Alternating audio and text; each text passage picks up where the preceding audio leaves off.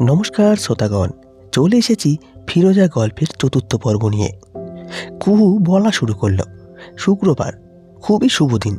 বাকি ৫-১০টা দিনের মতোই স্বাভাবিক দিন, শুধু ফিরোজার জন্য বিশেষ, কারণ আজ সাজিদ আসবে। কুহু গোসল করে ফিরোজা রঙের শাড়ি পরল। একটু সাজুগুজু করলে কি হয়? কুহু ভিজা চুলেই একটু সাজল। সাজিদ আসবে বিদায় সে হাতে মেহেন্দি দিয়েছে। কলিং বেল বাজল, নিশ্চয়ই সাজিদ চলে এসেছে। কুহু কানে ঝুমকা লাগাতে লাগাতে ঘড়ির দিকে তাকালো। ৯টা ৭ বাজে। ঝুমকাটা লাগাতে একটু সময় লাগলো, তারপর দরজা খুলল। প্রথম কাজই জড়িয়ে ধরা, তবে সাজিদ আজ আর জড়িয়ে ধরল না। উত্তেজিত হয়ে ভিতরে ঢুকে বলল, সে কোথায়? কুহু বিস্মিত হয়ে বলল, কে? চিনতে পারছিস না এখন? ভাব ধরছিস আমার সামনে? তোর প্রেমিকের কথা বলছি, রনির কথা। কথাটি বলল সাজিদ। রনি ভাইয়া তো আমার প্রেমিক হতে যাবে কেন? রনি ভাইয়া তো... এমন সময় ওয়াশরুম থেকে বেরিয়ে এলো রনি, গায়ে শুধু টাওয়াল দেওয়া। সাজিদের রাগ বাড়ল। তোর প্রেমিক না তাহলে এখানে কেন? কুহু বলল, আমি সত্যিই জানি না ভাইয়া, আপনি এখানে কেন? কিভাবে এসেছেন?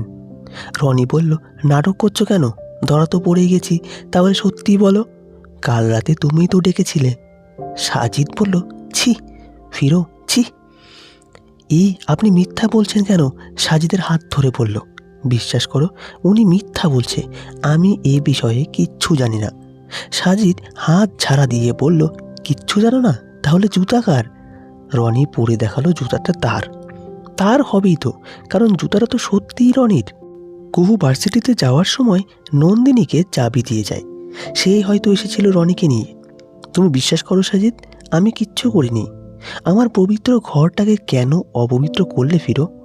আমায় তুমি ভালোবাসোনি বলতেই পারতে, চলে যেতাম। কেন প্রতারণা করলে এভাবে? আম্মু ঠিকই বলেছিল, তুমি আমার টাকার জন্যই আমার জীবনে এসেছিলে। কুহু অঝরে কান্না করছিল। যে পাপ সে করেনি সে পাপের জন্য পা ধরে ক্ষমা চেয়েছিল, তবে কোনো লাভ হয়নি। প্রচুর অপমান করে বাড়ি থেকে বের করে দিয়েছিল সাজিদ কুহুকে। সাজিদ একবারও ভাবেনি চাবিটা শুধু তার কাছে না, তার মায়ের কাছেও আছে। একবার যদি এ কথা সে চিন্তা করত, তবে হয়তো সে আমারই থাকতো। কুহু কাঁদছে, বহুদিন পর সে কাঁদছে। বুকে ব্যথাও বাড়ছে, তবে কোথায় যেন এক টুকরো শান্তি অনুভব করল কথাগুলি বলতে পেরে। দীপ্তি কুহুকে জড়িয়ে ধরিয়ে আছে। জানিস আবি, এগুলো শুধু আমাকে তাড়ানোর এক পরিকল্পনা ছিল, তা আমি বুঝতে পারি ১ সপ্তাহ পরে, সিসিটিভি ফুটেজ দেখে। এটা অবশ্য রনি আমাকে দিয়েছিল, তবে সব ধ্বংস করে উপকার করলে কোনো লাভ আছে? ফুটেজ দেখা যাচ্ছে রনি পিছনের দরজা দিয়ে ঘরে ঢুকছে, তার হাতে চাবি স্পষ্ট। সে ঘরে ঢুকেছে ঠিক ৯টা ৫-এ। এটা কখনো দেখাসনি সাজিদকে? না। দেখ, ছোট ছোট ভুল জীবনে হয়েই থাকে। ছোট্ট একটা ভুল বোঝাবুঝি নিয়ে এত বড় কাহিনী করার কোনো মানেই হয় না। তুই ফুটেজটা সাজিদকে দেখা। ভেবেছিলাম দেখব, যদি না সাজিদ এমনটা করতো।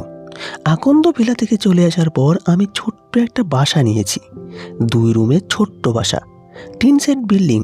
মোটামুটি ভালোই গুছিয়ে ফেলেছি। মা রুনাকে পাঠিয়েছে আমার সাথে থাকার জন্য। রুনার জন্য একটু হাসি খুশি ছিলাম। একদিন কলিং বেল বাজলো, সাথে সাথে দরজায়ও টোকা পড়ল। কুহুর এই নতুন বাসা কেউই চিনে না, তাই পরিচিত মানুষ আসার সম্ভাবনা ক্ষীণ। কুহু তাই বেশ কৌতূহল হয়ে দরজা খুলল। সামনে আর কেউ না, স্বয়ং সাজিদ। কুহুর মনে হলো সাজিদ হয়তো সব জেনে তার কাছে ক্ষমা চাইতে এসেছে, তাকে আবার ফিরিয়ে নিতে এসেছে। তবে সাজিদ হাত দিয়ে ইশারা করে আর্মিদের ভেতরে প্রবেশের নির্দেশ দিল। তন্ন তন্ন করে তারা যেন কি খুঁজছে। কুহু অবাক দৃষ্টিতে তাকিয়ে রইল শুধু। রুনা বাসায় নেই, চাল ডাল কেনার জন্য বাইরে গেছে। দেখে মনে হচ্ছে খুঁজছে কম, ভাঙচুর করছে বেশি। কুহু প্রতিবাদ করল না, শুধু তাকিয়ে রইল। ভাঙচুরের সর্বোচ্চ তাণ্ডবলীলা চালাচ্ছে সাজিদ। সে বেছে বেছে নিজের দেওয়া জিনিসগুলো নষ্ট করছে। একটা কাচের শোপিস আচার দিয়ে ভাঙলে তার কিছু খণ্ড গিয়ে কুহুর গালের একপাশে কেটে গেল। মৃদুস্বরে কুহু একবার শুধু আহ উচ্চারণ করল। থেমে গেল সাজিদ। এর মধ্যে খবর এলো যা সে খুঁজছিল তা বাসাই আছে। সৈন্যরা এসে বলল, কোথাও ডায়মন্ডের রিং পাওয়া যায়নি, কুহুর বুক ফাটলো, তবু মুখ ফুটল না। সেদিন থেকে কান্নাও থেমে গেল। ততক্ষণে রুনা এসে কান্নাকাটি শুরু করেছে। আপা, আম্মার একটা ফোন দেই। আবার কই? কথাটি বলল রুনা। কুহুর শক্ত কণ্ঠ শোনা গেল, না। সাজিদ বেরিয়ে যাওয়ার সময় টেবিলে একটা এটিএম কার্ড রাখলো। তারপর বেরিয়ে যেতে যেতে শুনতে পেল, কুহু বলে উঠল, রুনা। রুনা বলল, জি আফা। কুহু বলল, কার্ডটা কোনো ভিখারিকে দিয়ে আয়। রুনা বাইরে গিয়ে আবারও ফিরে এসে বলল, দিয়ে আইসি আফা। কুহু বলল, ভালো করেছিস। কারে দিছি জানো আফা? কুহু চুপ রইল। যে লোকটা খালি পোশাকে ছিল তারে। কারণ এত ক্ষমতা আছে, টাহা আছে, তার একটা আংটির জন্য ভাঙচুরকরণ লাগে। কুহু বেশ কিছুক্ষণ অবাক দৃষ্টিতে দেখছিল রুনাকে। আপা, একটা কথা কই। বল। আহেন আমরা পুলিশের কাছে যাই, যাইয়া একটা রিপোর্ট কইরা আহি। আইনের লোককে কখনো আইন দিয়ে ঠেকানো যায় না রে রুনা। একটা হতাশার দীর্ঘশ্বাস ফেলল কুহু। তাহলে এখন তুই কি করতে চাস? কথাটি বলল দীপ্তি। কুহু বলল, কিচ্ছু না, যেমন আছে তেমনই থাকবে। দীপ্তি বলল, তুই ফুটেজটা দেখাবি না? দেখাবো না কেন? দেখাবো, অবশ্যই দেখাবো।